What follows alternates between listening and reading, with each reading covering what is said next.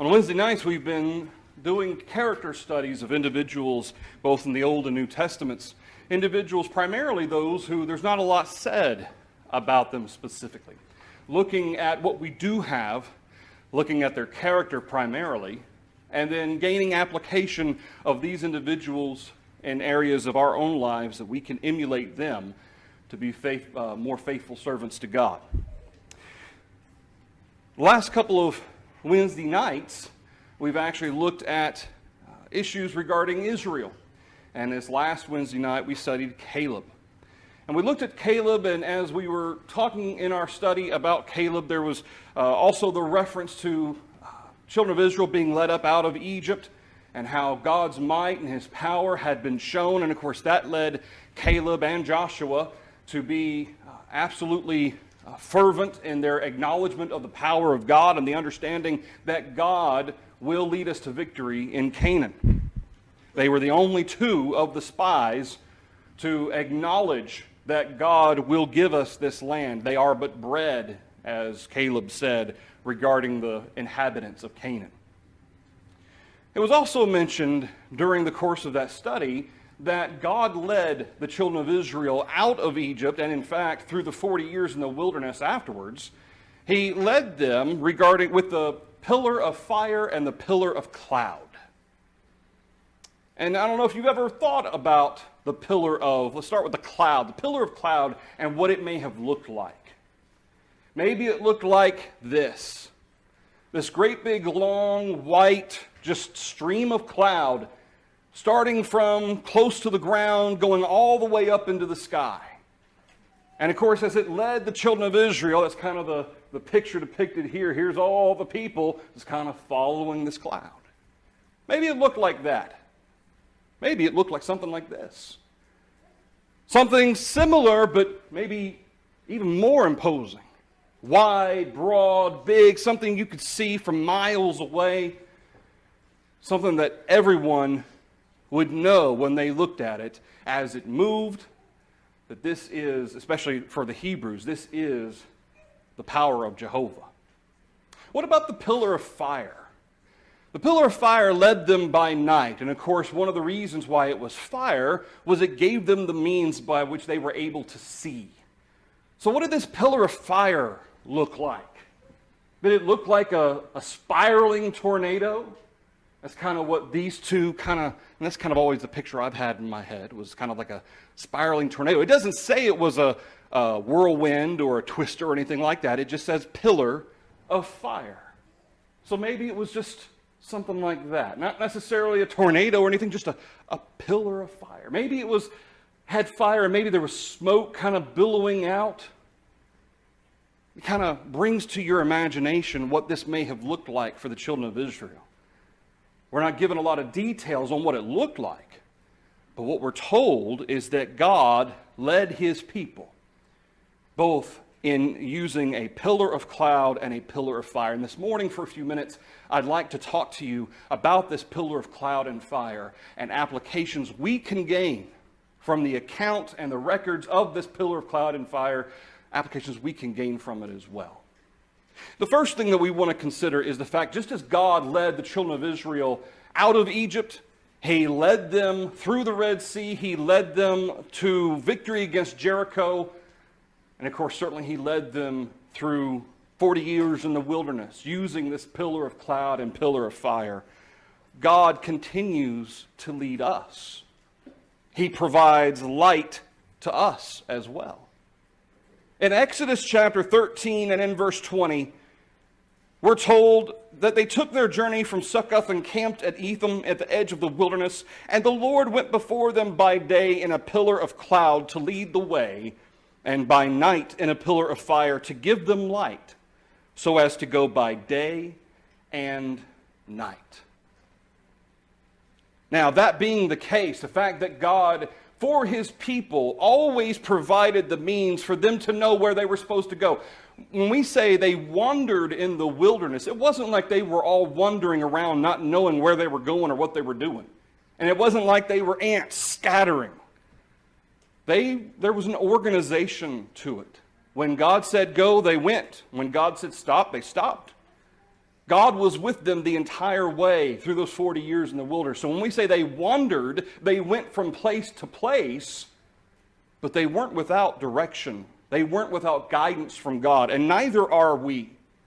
In Luke chapter 9 and in verse 23, Jesus says, if anyone desires to come after me, let him deny himself, take up his cross daily, and follow me.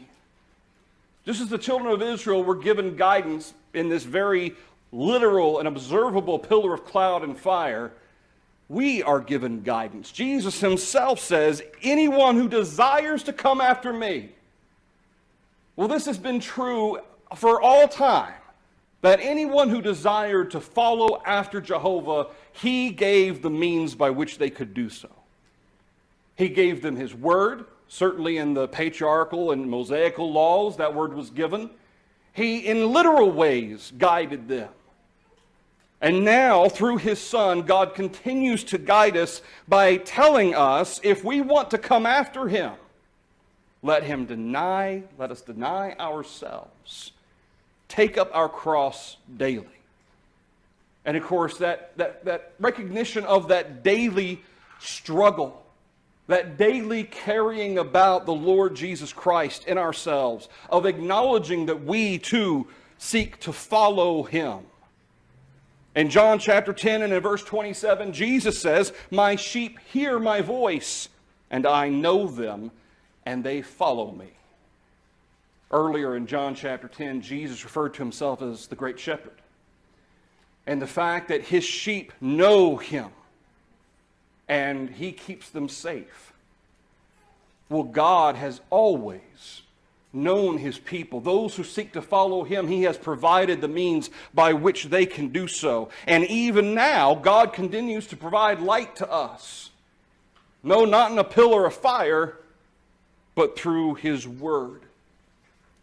In Psalm 119, and in the 103rd verse, the psalmist says, how sweet are your words to my taste, sweeter than honey to my mouth. Though through your precepts I get understanding, therefore I hate every false way.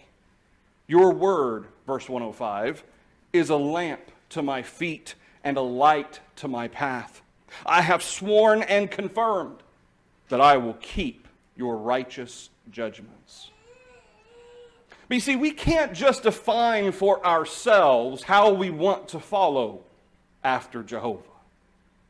God leads, he provides light to those who want to follow him, but the conditions upon which we follow him, notice in all of these verses, let him deny himself and follow me.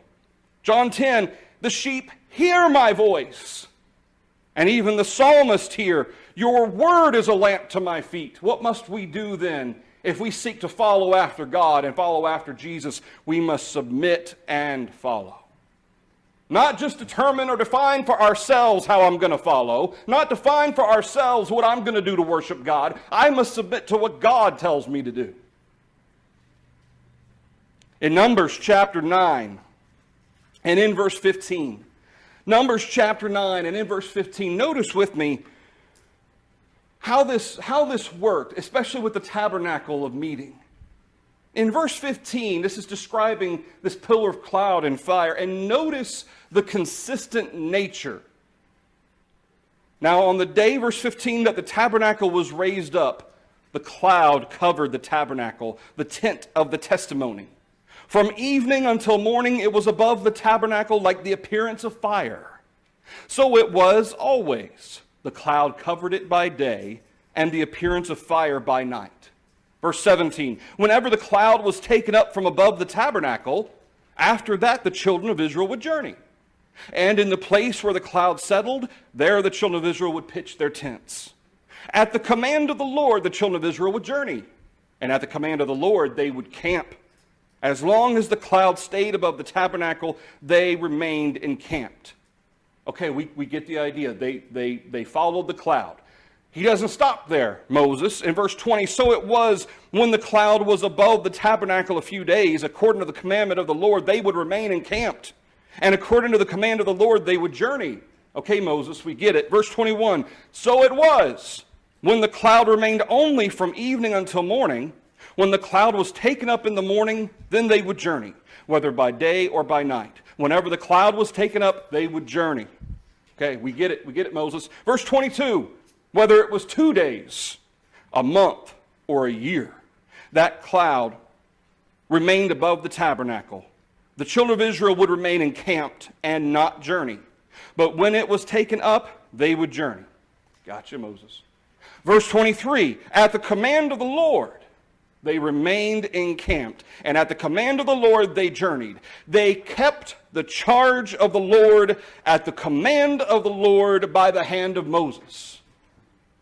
We got it, Moses. What did we get? Moses is repeating himself a lot? No. What we got is the emphasis over and over by the command of the Lord. Over and over and over, the command of the Lord is emphasized. They kept the charge of the Lord, verse 23. This is important because it shows the willingness of the people to obey him in the fact that as he guided them, he commanded them to be obedient.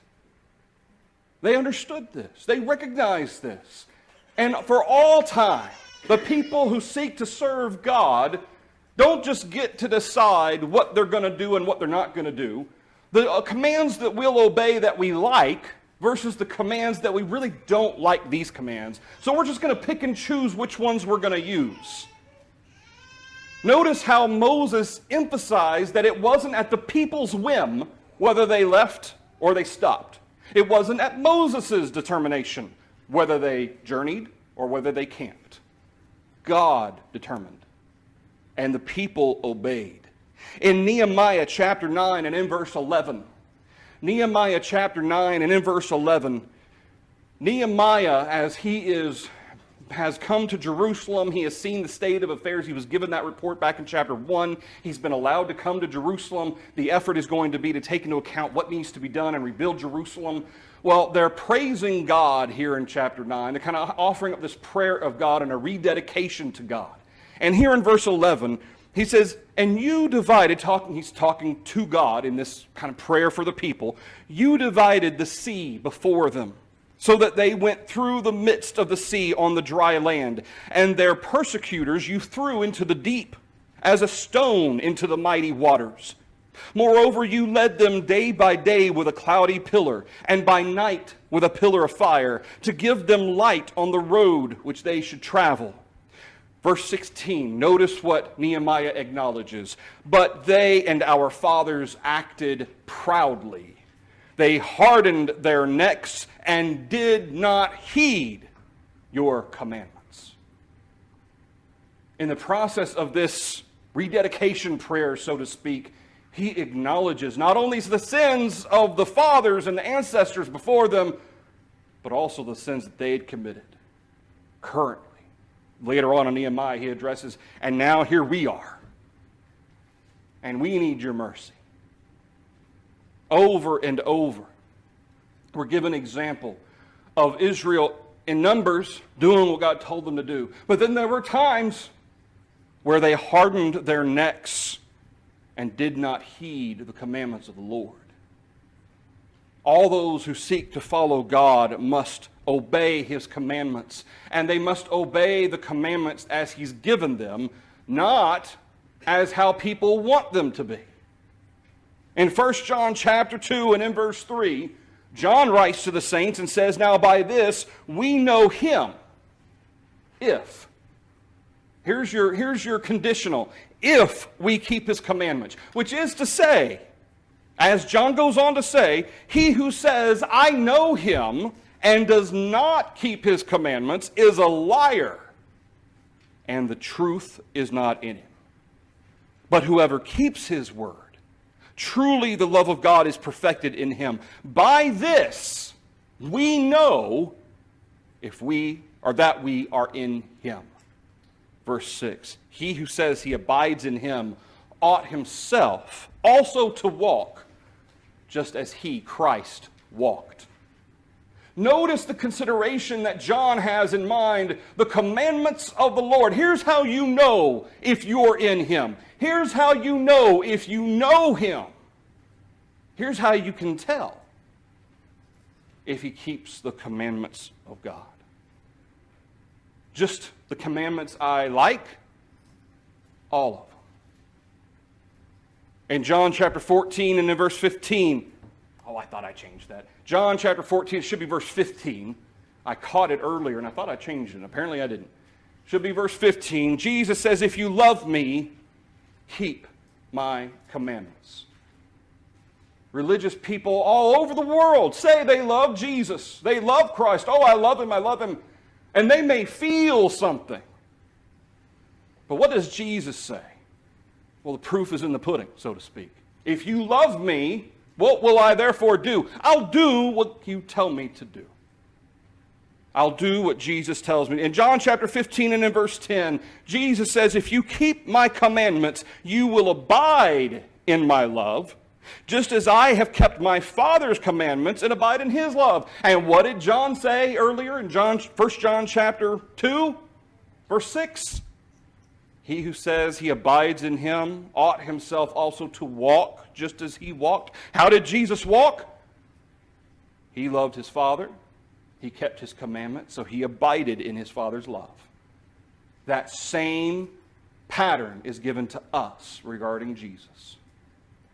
In 1 John chapter 5 and in verse 3, John says, this is the love of God, that we keep His commandments. And notice what else he adds to that. And His commandments are not burdensome.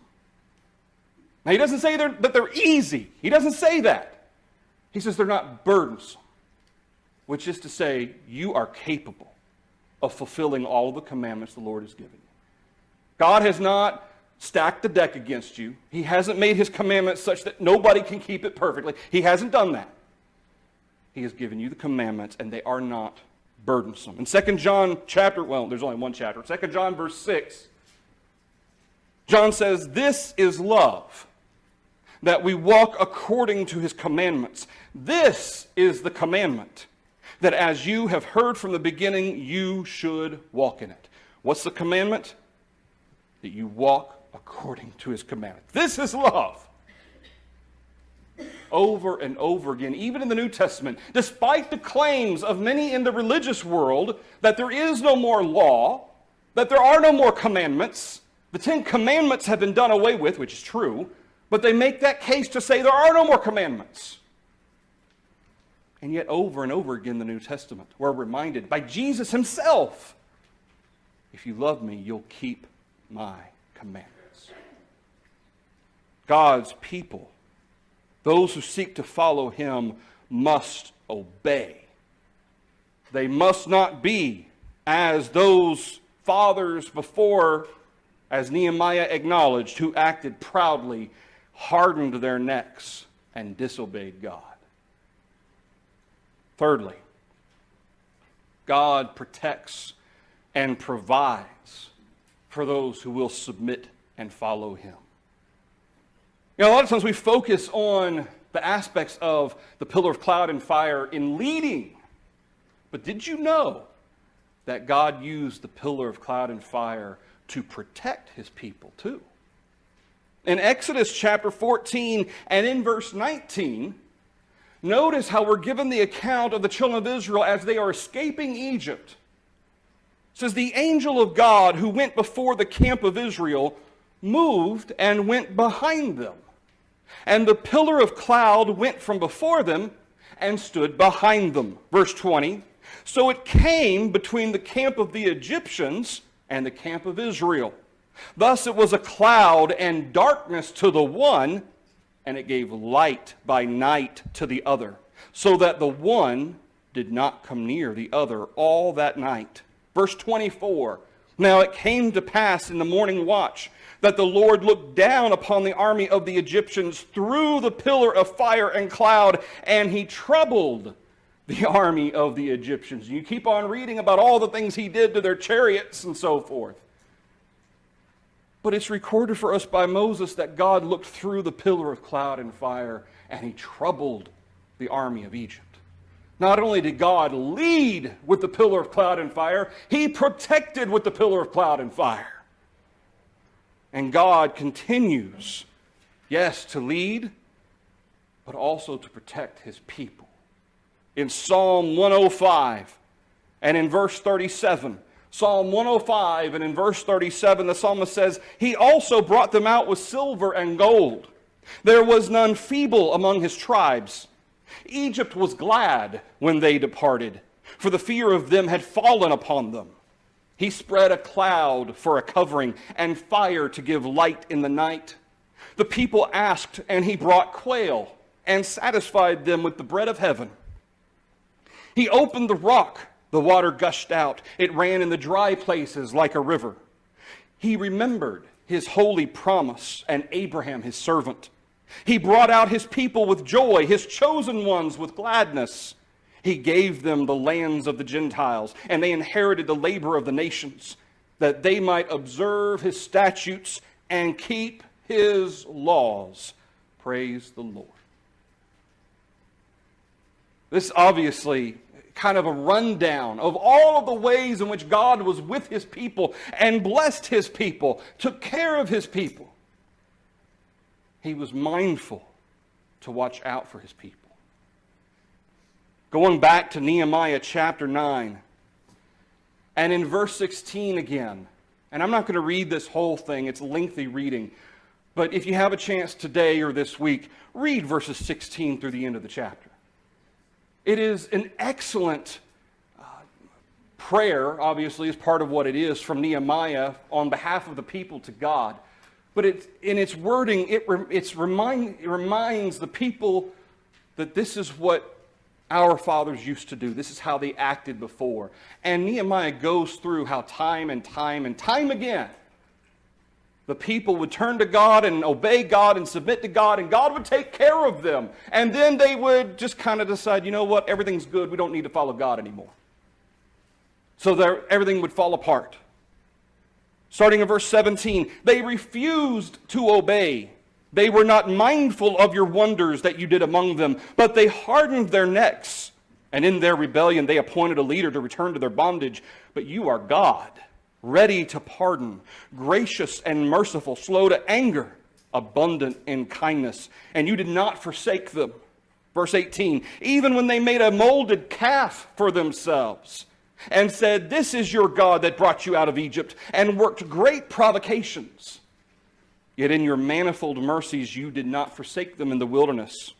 The pillar of the cloud did not depart from them by day to lead them on the road, nor did the pillar of fire by night to show them light, and the way they should go.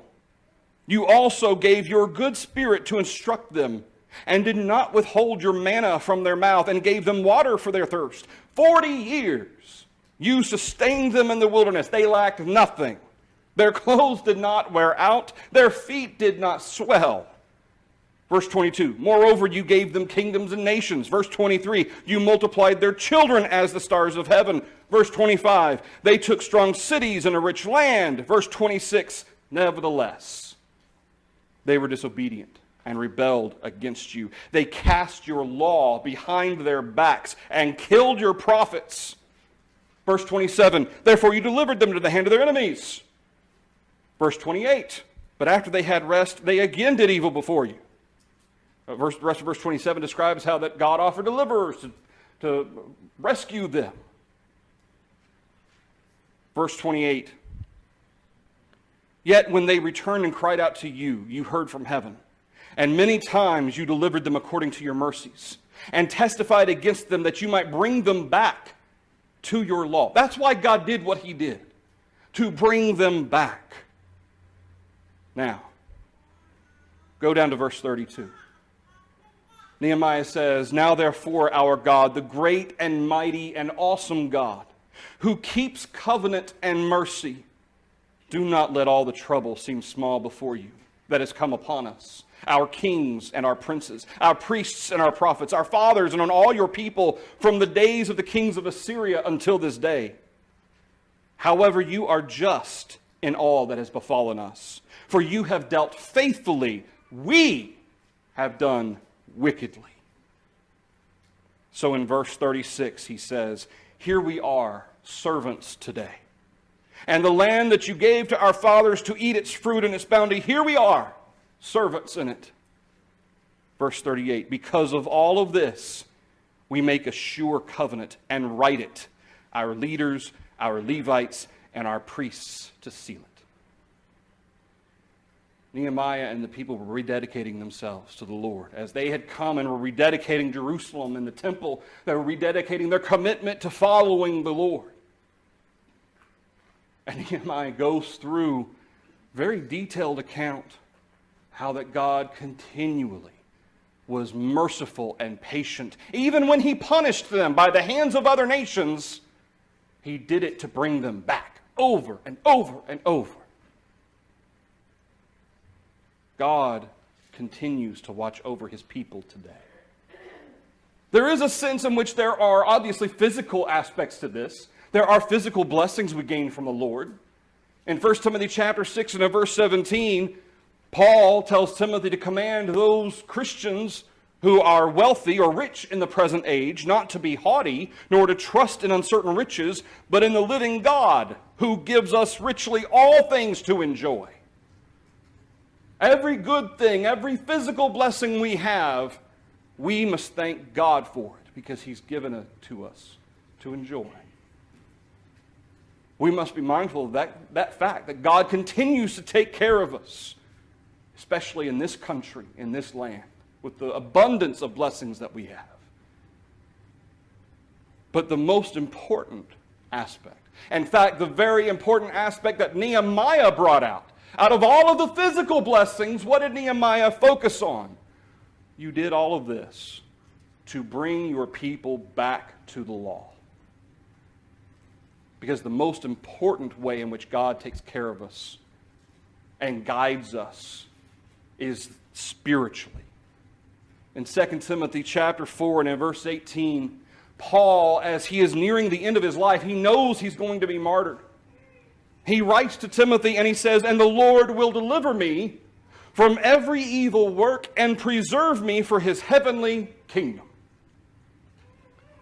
Was Paul saying that God is going to get me out of this situation I'm in? He's not going to let Nero kill me? That's not what Paul was saying. Paul had already addressed the fact that he's going to be killed. What Paul addresses is his soul state. The Lord will deliver me from every evil work. Man can only do so much. He can't take my soul. He, God, will preserve me for his heavenly kingdom. To him be glory forever and ever. Paul knew that ultimately his soul is preserved by God. It would be protected by God, no matter what happens in this life. Final point for you this morning is the fact that what we find in the example of the pillar of cloud and fire is that God is constant. In Exodus chapter 13 and in verse 22, we read verse 20 and 21. Well, in Exodus chapter 13 and in verse 22, we're told that God did not take away the pillar of cloud by day or the pillar of fire by night from before the people. What did we read going forward in Numbers chapter 9? Over and over and over again, Moses emphasized that that pillar of cloud and fire was always there. Even in the 40 years that they wandered in the wilderness, that pillar of cloud and fire was there. It was a constant reminder of the Lord's presence. In Nehemiah chapter 1 and in verse 5, after Nehemiah receives the report of what the situation is in Jerusalem and how the walls were torn down, he offers up a prayer to God. And Nehemiah says, "I pray, Lord God of heaven, O great and awesome God, you who keep your covenant and mercy with those who love you and observe your commandments." And he continues to go through in his prayer. But notice the characteristic of God that he brings out. You who keep your covenant. You who keep your mercy with those who love you and observe your commandments. The reason why Nehemiah knew this character of the Lord, he knew that this is who God is, was because of the very nature of the fact that God has shown it time and time and time again, going all the way back to Abraham and before. Nehemiah wasn't just saying this hoping it was true. He had the detailed evidence to back it up. He knew that since all the way from before Abraham, you have been constant. Malachi chapter 3 and in verse 6, where God says, I am the Lord, I do not change. He doesn't change. Think about that for a minute. God doesn't change. I know I've changed just in a year. We all change. That's life. Life is change. God does not change. His character is the same character now as it was thousands of years ago with Abraham. He hasn't changed. He's the same God now as was with Moses and the children of Israel. The same God now as he was with David and Elijah. He's the same God now as he was with Paul and Peter and Timothy and Titus. And as Paul writes to Timothy in 2 Timothy chapter 1 and verse 12, notice what Paul says about his knowledge of Jehovah. He says in 2 Timothy chapter 1 and in verse 12, for this reason I suffer these things. Nevertheless, I am not ashamed. For I know whom I have believed, and am persuaded that he is able to keep that which I have committed to him until that day. How do you know him, Paul? What do you know about him, Paul? Paul knows the character of Jehovah. He knows how he's constant, how he does not change, and how that God is worthy to be trusted with our soul. I know whom I have believed and am persuaded. I know. In Joshua chapter 1 and in verse 5. Joshua chapter 1 and in verse 5. Read with me what God tells Joshua. He says in verse 5, no man shall be able to stand before you all the days of your life. As I was with Moses, so I will be with you. I will not leave you nor forsake you. Be strong and of good courage. For to this people you shall divide as an inheritance the land which I swore to their fathers to give them. Verse 7. Only be strong and very courageous, that you may observe to do according to all the law which Moses my servant commanded you. Do not turn from it to the right hand or to the left, that you may prosper wherever you go. Verse 8, this book of the law shall not depart from your mouth, but you shall meditate in it day and night, that you may observe to do according to all that is written in it. For then you will make your way prosperous, and then you will have good success. Verse 9, have I not commanded you? Be strong and of good courage. Do not be afraid nor be dismayed, for the Lord your God is with you wherever you go. I mean, that sends shivers up my spine just reading it. It brings tears to my eyes just imagining the great swell of confidence that this must have given Joshua. To think about God, just as I was with Moses, I will be with you. But, what's the condition? You must observe my law. That's what God tells us to do now. If we seek to follow him, if we say we love him, we must obey his commandments. The last passage for you this morning in John chapter 8. And in verse 12, Jesus spoke to them again, saying, I am the light of the world. He who follows me shall not walk in darkness, but have the light of life. I suggest to you now that through the Scriptures, Jesus is our pillar of cloud and fire. He is our beacon. And it is through Him we follow the Father. Knowing, just as the children of Israel knew, that their final destination was the land of Canaan, the land of promise, we have a land of promise as well. The true promised land, a home in heaven. But we must be strong and courageous. Do not be afraid. Do not be dismayed. The Lord God is with you wherever you go. Are you prepared to follow Jesus this morning? Are you prepared to do whatever it takes? Make whatever changes that need to be made in your life to make sure you are right in the sight of God. You can do that this morning. If you need to be baptized to have your sins washed away, or if you need to ask for the prayers of God because of sin in your life, we're here to help you. Come and follow Jesus as we stand and sing.